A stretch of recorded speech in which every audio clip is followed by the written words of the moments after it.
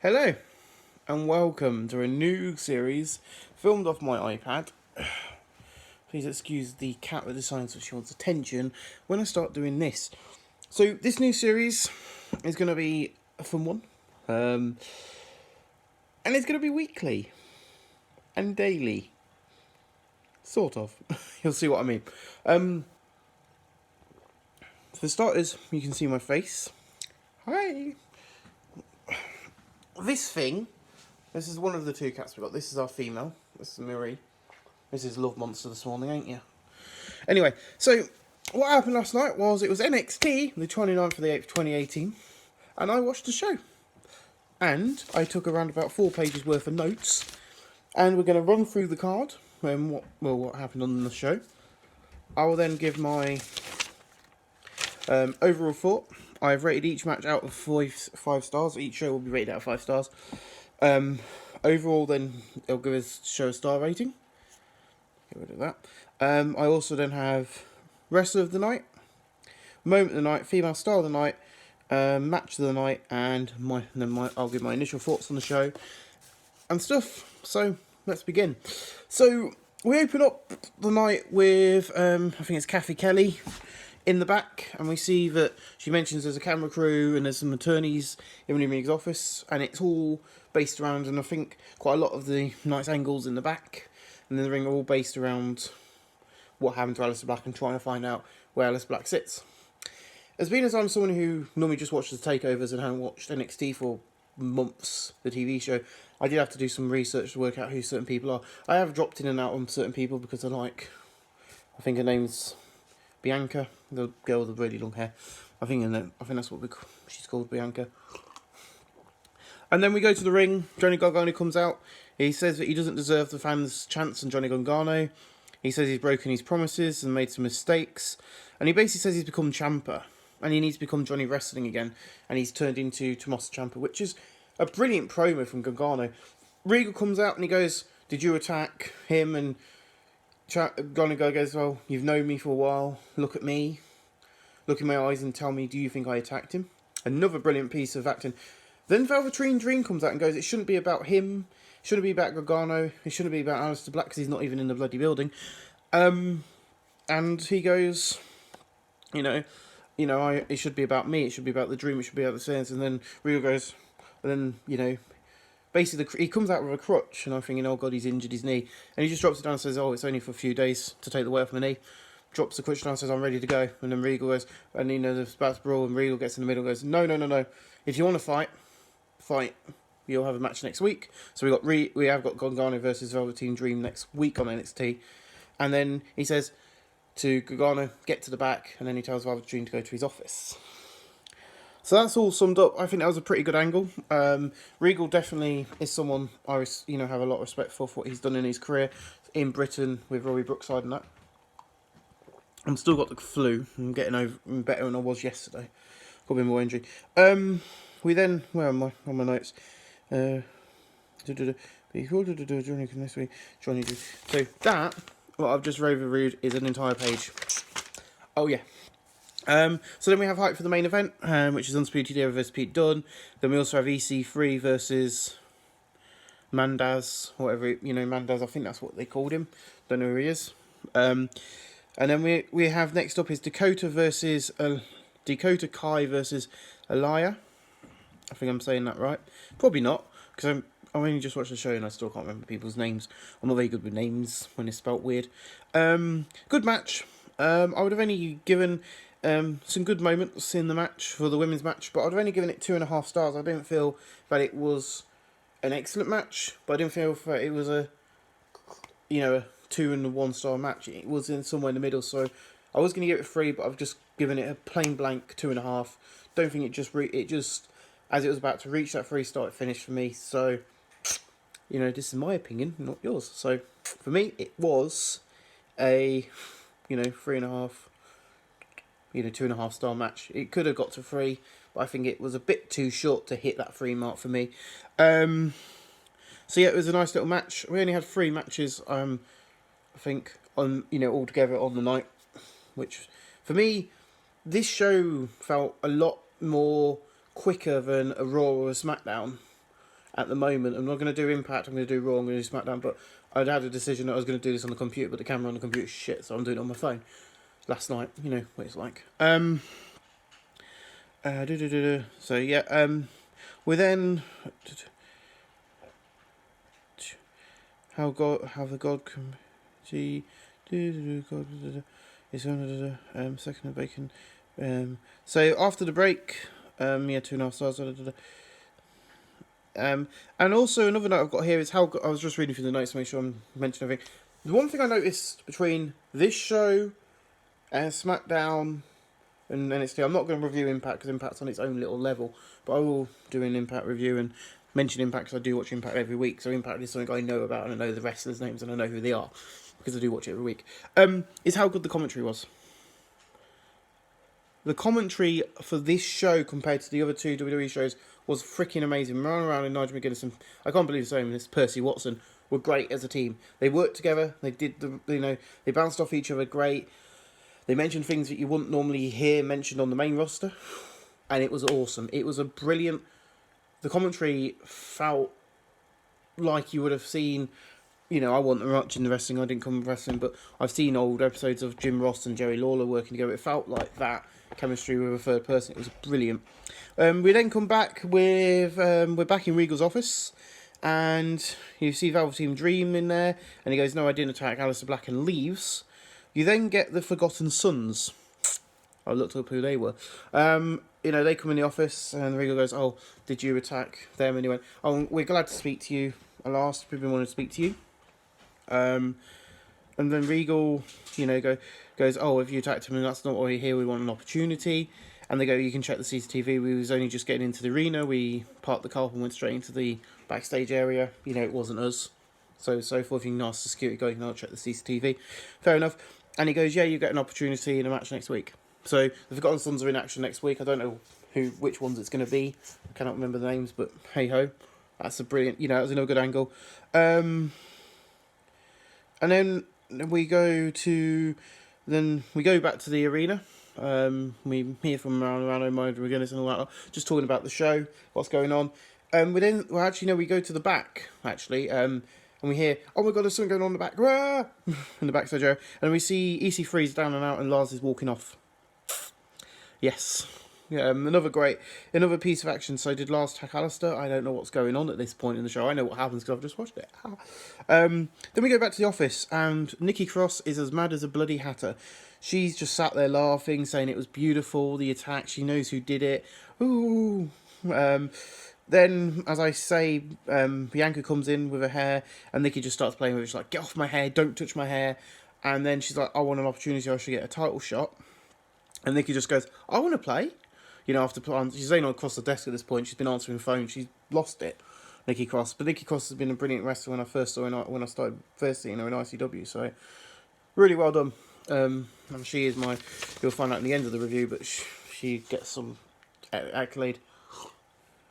A bit more in a bit. Ooh. I'm not trying to rush this. I'm trying to make this a bit honest. I don't want to be going too long. So Lars comes out and he goes, "Yeah, it was a lot easier than before. The attack on Aleister. It was me. I attacked EC3." He puts his hands up to it, and he basically beats up Mendez and he hits and then he hits whatever the hell his finisher's called. I've got Mendez, and then has to be match says where, and then realizes he has to be matches. So yeah, that's been a brilliant moment. And then we get Ciampa in the back, and he basically says he's been, he's not broken his promises. He mentions his ACL and how he promised when he comes back he's going to be more terrifying and fierce than before. And he also says he's one of the best sports entertainers in the world. He goes, because of this bout, I'm, one of the best. And that was quite an interesting angle. He says that he's the main event. He's top of the thing, and what he's done to Johnny Gargano ended his fairy tale. But what's coming next is going to be worse and more terrifying than before. So that was amazing. Very well done. We then come out, and next up, We have Keith Lee versus Luke Manzes.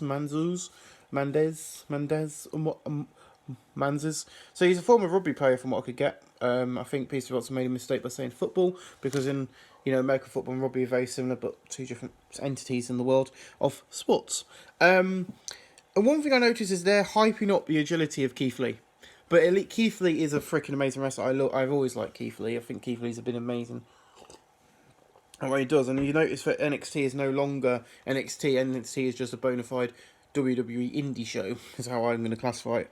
But one of the things I've got down here is the shoulder tackle. He hits a shoulder tackle on his opponent, on Manzas, and Manzas just goes flying into the ropes. Literally, he goes.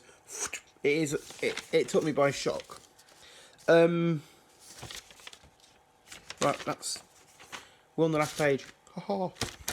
I'm nearly finished the overview review of the entire show, which is good. Next up, Keith Lee wins. I'll give that match 3 stars. It was a pretty good match. I quite enjoyed it.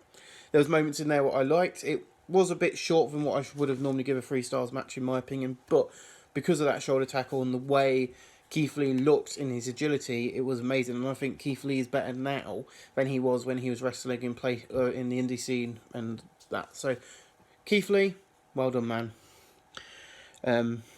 Bask in my glory, definitely.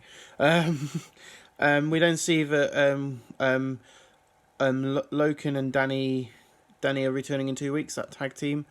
Next week we're going to have Kiri, the NXT Women's Champion, Kira Shane on, and we're also going to have Gungana versus Dream, so that's been mentioned. Next up is... then we see... what's this? Next up we have Ricochet and the North American Champion and Pete Dunne, the UK Champion, versus Kyle O'Reilly and Roderick Strong. And that's quite a good match. But it changes. Adam Cole, baby, swaps with Kyle O'Reilly for this match. So we're all thinking it's Roderick Strong and Kyle O'Reilly, but Adam Cole swaps in for him. A brilliant match. Fast-paced, beautiful moments. Good wrestling from everybody in that match. Roderick Strong impressed me a lot. Pete Dunne is freaking amazing for a UK star. He's done really well for himself in WWE and in Progress and other areas where I first saw him before he went to WWE. Same with Mustache Mountain and Tyler. Those sort of people are doing great. I'm really looking forward to watching NXT UK, but I'm also going to do World of Sport review. There's a lot of wrestling I watch, so I'll review it all. Whatever I watch, I'll review now. What else is there? There was some great moments. Pete Dunne, Adam Cole impressed me. With some of the moves he was doing. It was a brilliant, solid match, and I ain't giving it 5 stars. Altogether, I've given it 4, just because I think it wasn't long enough to be 5 stars, and I think if they had more time, given 20 minutes or so, they would have hit that 5-star mark, but they didn't have long enough to hit that. And I don't feel it's like one of those big matches you see on Monday Night Raw or SmackDown. I think it was more telling that story and advancing that story, so that's why I've given it 4 stars. So, for now, the wrestler of the night for me, over the course of the entire show, is Keith Lee. He could have given it to Ricochet, Adam Cole, Roderick Strong, or Pete Dunne, but for me, I think Keith Lee impressed the most. I've seen what there's, Pete Dunne, Adam Cole, and all that can do in Ring of Honor. I've seen that all before. But Keith Lee, someone who I haven't watched a lot of, and seeing what he could do, he impressed me a lot with the way he's improving over the, few weeks. I've watched these clips on YouTube, his matches. So the way he's improving has impressed me a lot. Moment of the night for me is the series of reversals. As he went for a triangle cross armbar, then that was reversed into something else, and that was reversed into something else, and into a Corona. That series of movements in the main event was beautiful by Pete Dunne and Roderick Strong. Them two did that moment beautifully. It was one of the best moments of the night for me. Female star of the night, Nikki Cross. Brilliant actress. And she did really well acting like this crazy woman. Can you shut up? And she did really well. I think it was an interesting dynamic to have her as that sort of crazy character, because she did it really well in ICW, but this is a different side of it. And I think she's just totally lost it, bonkers. And I think really she should have gone up with Sanity and had Sanity with her, because You know, you've got Eric Young, you've got Killian Dane, and the other guy, can't remember the other guy's name, I just know those two. You know, Nikki Cross. I think she should have gone up to the main roster by now, and she would really work on the main roster. So sadly, we didn't get to see EC3 in action. Thank God, I don't really like EC3. But I do like him in TNA, I just don't like some of his mannerisms. I'm not that much fan of his wrestling, but we'll see how he goes at the moment. In, you know, his WWE career is crap compared to his TNA lineage, if it makes sense, because he was world champion, is undefeated for about 2 years in Impact. So to see him go from that to what he's doing now is very difficult for me to get used to, because he was a main eventer there. Of course, he's not going to jump straight in and be facing John Cena or Randy Orton or Braun Strowman, but for him to be on NXT and not even be in the NXT title picture is a bit weird, because I think he could do it that easily. But I think he'd be better off facing people like Bobby Roode and that sort of people on the main roster. I think he's better suited for the main roster than the NXT style. Match of the night, of course, is the main event. That was beautifully done. Basically, my overall thoughts on the show is nicely spaced out, but out of all the matches were too short. I think you could have took the Regal angles and made them shorter, given the female match and the Keith Lee match a bit longer to build. I felt the matches did feel very rushed, in my opinion. Not the main event. The main event had enough time, but the other two felt very rushed to get all the pieces in, and you could feel that way. Just not the camera with a piece of paper. You know, I've given the show 4 stars because that main event just pushed it to that 4-star mark. But for me, I don't think the Regal angles with William Regal was very good. And I forgot to mention that Regal had his brass knucks on show, on camera, which I thought was brilliant. You know, a bit of nostalgia there for you. So yeah, my final rating is 4 stars. I think NXT is a great show. It is a bona fide indie TV show from the WWE. I think people like it for that, and I think it's got some great stars. But I think people like Pete Dunne, Ricochet, Adam Cole, Kyle O'Reilly, Roderick Strong, EC3 could benefit from leaving NXT and going to the main roster, in my opinion. But we'll see where it goes. At the moment, I'm thinking Lars Sullivan, but I think they're trying to make us think it's Lars Sullivan who attacked Aleister Black. I think it's Tommaso Ciampa, personally.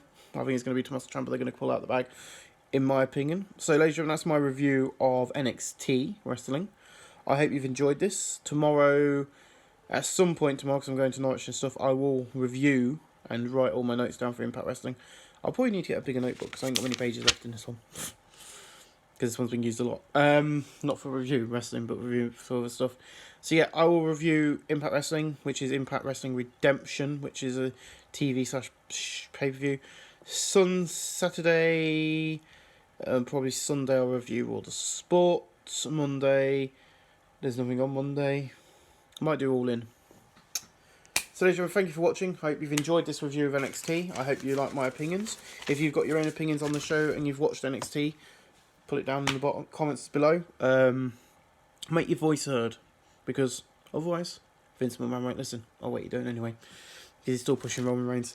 Ladies and gentlemen, thank you for watching, and we'll see you again, whether it's with TWE or with a wrestling review. Thank you.